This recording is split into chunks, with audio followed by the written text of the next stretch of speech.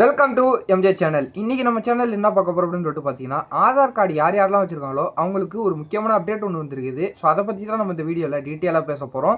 So நம்ம வீடியோவை skip பண்ணாமல் ஃபுல்லாக பாருங்கள். நம்ம சேனலை ஃபஸ்ட்டாக பக்கம் சப்ஸ்கிரைப் பண்ணுங்கள், பக்கத்தில் இருக்க பெல் ஐக்கனை கிளிக் பண்ணுங்கள். வாங்க வீடியோக்குள்ளே போய் டீட்டெயிலாக பார்க்கலாம்.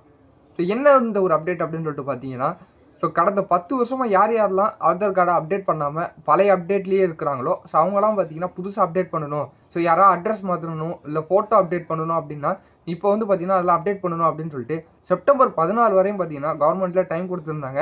அதில் பாதி பேர் வந்து பார்த்தீங்கன்னா அப்டேட் பண்ணாமல் இருந்திருக்கிறாங்க. எங்களுக்கு நேரம் பத்தல, நம்ம ஃபோனில் அப்ளை பண்ணுறதா இருக்கட்டும் எல்லாம் பார்த்தீங்கன்னா சர்வர் வந்து ரொம்ப ஸ்லோவாக இருக்குது, எல்லாரும் ஒரே கூட்டமாக இருக்கிறதுனால எங்களால் கண்ட்ரோல் பண்ண முடியல அப்படின்னு சொல்லிட்டு வந்து பார்த்தீங்கன்னா அப்டேட் பண்ண முடியல அப்படின்னு சொல்லிட்டு ஸோ டைம் கேட்டிருந்தாங்க. அதனோட அடிப்படையில் வந்து பார்த்தீங்கன்னா இப்போ 3 மாதம் வந்து பார்த்தீங்கன்னா எக்ஸ்டெண்ட் பண்ணியிருக்கிறாங்க. நவம்பர் 14லேருந்து டிசம்பர் 14 வரையும் வந்து பார்த்தீங்கன்னா டைம் வந்து எக்ஸ்டெண்ட் பண்ணியிருக்கிறாங்க. ஸோ கண்டிப்பாக வந்து பார்த்தீங்கன்னா எல்லாருமே வந்து அப்டேட் பண்ணணும்.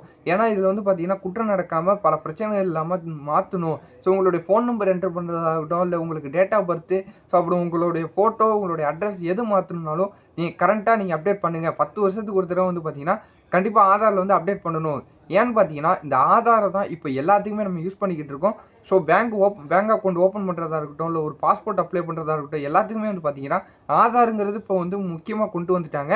அதனுடைய அடிப்படையில் ஆதாரை நம்ம அப்டேட் பண்ணி கரெக்டான ஒரு தகவலை வச்சுக்கணும் அப்படின்னு சொல்லிட்டு கவர்மெண்ட்லேருந்து ஒரு வலியுறுத்தி இருக்கிறாங்க. ஸோ அது மட்டும் இல்லாமல் டைமையும் எக்ஸ்டெண்ட் பண்ணியிருக்கிறாங்க.